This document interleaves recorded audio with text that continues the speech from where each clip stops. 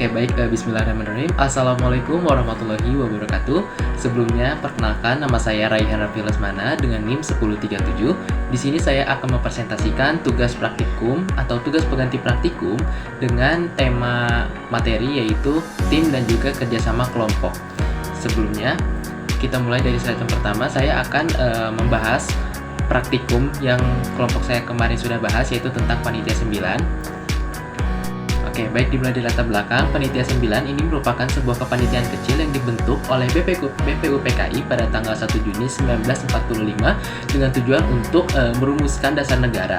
Dan Panitia 9 ini termasuk ke dalam jenis tim formal yang mengingat proses pembentukan dan struktur organisasinya yang cukup terstruktur dan juga baik gitu. Nah, selain itu, panitia ini diberikan tanggung jawab untuk membantu BPUPKI dalam mencapai tujuannya, yaitu menyusun sebuah rencana rumusan dasar negara dan mengatasi kebuntuan dalam pembahasan di BPUPKI.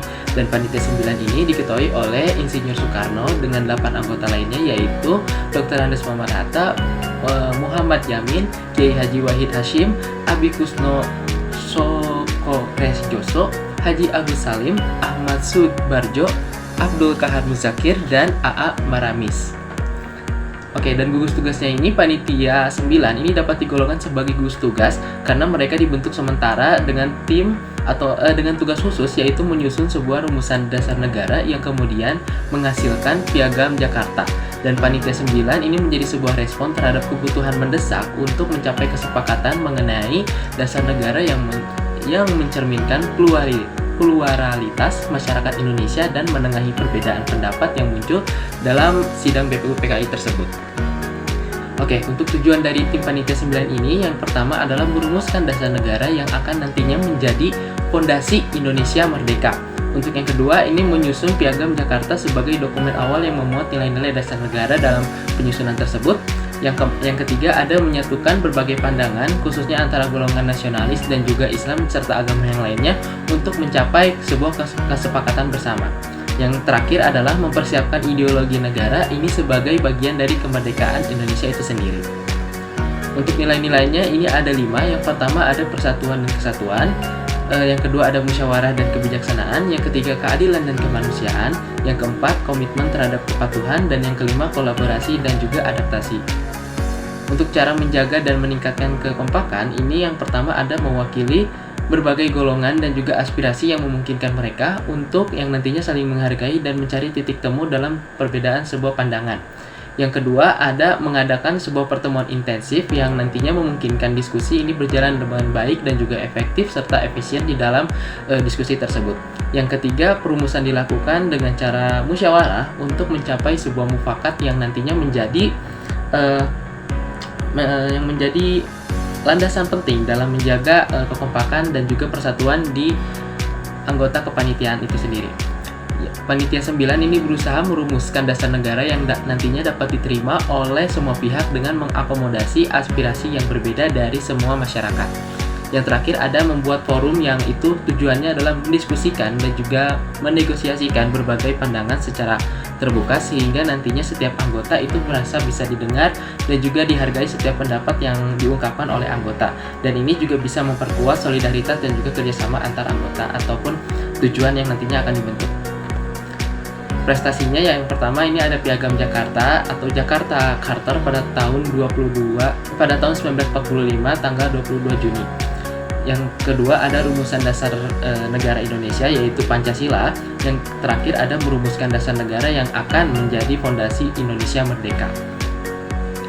Kesimpulannya, Panitia 9 ini merupakan contoh nyata bagaimana sebuah tim kecil dengan latar belakang yang beragam ini bisa dapat bekerja sama secara efektif demi mencapai tujuan bersama, yaitu merumuskan dasar negara dan menyusun Piagam Jakarta sebagai landasan awal kemerdekaan Indonesia. Kekompakan mereka juga ini terjaga melalui komunikasi yang intensif dan juga aktif dan diskusi terbuka serta penerapan prinsip musyawarah serta mufakat yang meningkatkan kebaikan dari kelompok ini sendiri, sehingga setiap pandangan dapat dihargai dan juga dipertimbangkan, sikap saling menghormati dan kesediaan untuk berkompromi seperti yang terlihat dalam penyesuaian rumusan sila pertama Pancasila yaitu ketuhanan yang Maha Esa dan juga menunjukkan kedewasaan politik serta komitmen mereka terhadap persatuan bangsa. Nilai-nilai seperti persatuan, keadilan, ketuhanan, musyawarah, serta kolaborasi ini menjadi fondasi utama yang bisa memperkuat semangat kebersamaan dalam menjalankan tugas penting dan besar tersebut. Berikut ada daftar pustaka. Oke, baik, terima kasih. Sekian presentasi dari saya. Mohon maaf bila ada kekurangan dan salah ucap. Ini saya akan membahas kelompok selanjutnya, yaitu kelompok 3 dari kelas praktikum 3, yang dimana kelompok 3 praktikum 3 ini membahas terkait grup band girl band Blackpink. Oke, dimulai dari profil terlebih dahulu. Grup Blackpink ini berasal dari kota Seoul, yaitu negara Korea Selatan, dan dinaungi oleh agensi YG Entertainment. Dan pada tanggal debut pertamanya yaitu 8 Agustus 2016, dan berjumlahkan anggota girl band yaitu sekitar 4 orang. Nama fandomnya itu adalah Blink, dan genre musik yang dikeluarkan oleh girl band ini adalah K-pop, EDM, hip hop, dan juga pop. Kemudian debut lagu yang paling terkenal itu adalah Bumbaya dan juga Whistle. Kemudian untuk single albumnya itu ada Square One. Untuk selanjutnya ini Blackpink ini dikenal sebagai salah satu girl band atau girl group paling sukses dan berpengaruh dalam sejarah K-pop, dengan gaya yang menggabungkan girl crush, fashion ikonik, dan juga energi yang luar biasa di panggung dan menampilkan performa yang luar biasa kepada para penonton. Untuk selanjutnya, apakah termasuk ke dalam tim formal atau informal? Blackpink ini ternyata termasuk ke dalam tim formal dikarenakan mereka dibentuk secara resmi oleh YG Entertainment, salah satu agensi hiburan terbesar di Korea Selatan, dan pembentukan Blackpink ini dilakukan melalui proses seleksi yang ketat dan juga pelatihan yang sangat panjang.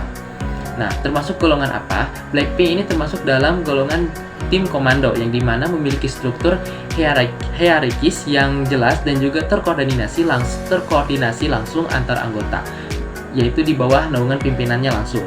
Dalam kasus Blackpink, keempat anggotanya yaitu Jisoo, Jennie, Rose, dan juga Lisa ini bekerja sebagai satu unit dengan dukungan dan arahan dari manajer, pelatih, produser, bahkan pihak manajemen YG Entertainment itu sendiri, yang dimana setiap anggota memiliki tugas dan juga peran yang unik seperti vokal utama, rapper, penari utama, atau bahkan visual yang menunjukkan dedikasi mereka yang luar biasa kepada para penonton dan juga perusahaan. Untuk tujuannya yaitu adalah menghasilkan musik dan konten hiburan yang berkualitas kepada para penonton dan juga bisa dinikmati secara global. Yang kedua ada mempromosikan budaya Korea, Hallyu atau K-wave di tingkat internasional melalui musik, fashion, dan juga kepribadian mereka masing-masing. Untuk yang ketiga ini menjadi ikon global di bidang hiburan, fashion, dan juga seni kreatif.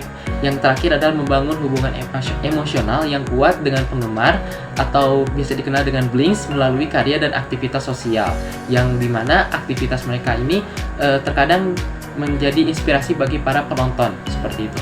Nah, untuk nilai-nilai performa dari grup band Blackpink ini menuntut profesionalisme yang dimana terlihat dari konsistensi mereka dalam tampil maksimal. Untuk yang kedua ada kerja keras dan disiplin, yang dimana mereka menjalani masa training selama bertahun-tahun sebelum akhirnya debut dan membuktikan dedikasi mereka kepada para masyarakat ataupun penonton serta penggemar mereka.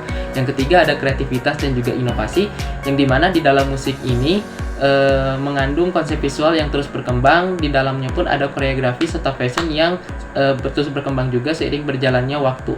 Yang keempat ada kesatuan tim dan support system, yang dimana walaupun mereka memiliki latar belakang yang berbeda, mereka selalu menunjukkan kebersamaan dan saling mendukung satu sama lain. Yang terakhir ada adaptif terhadap perubahan global, yang dimana mereka ini bisa berbahasa Inggris dan juga menjangkau pasar global dengan baik.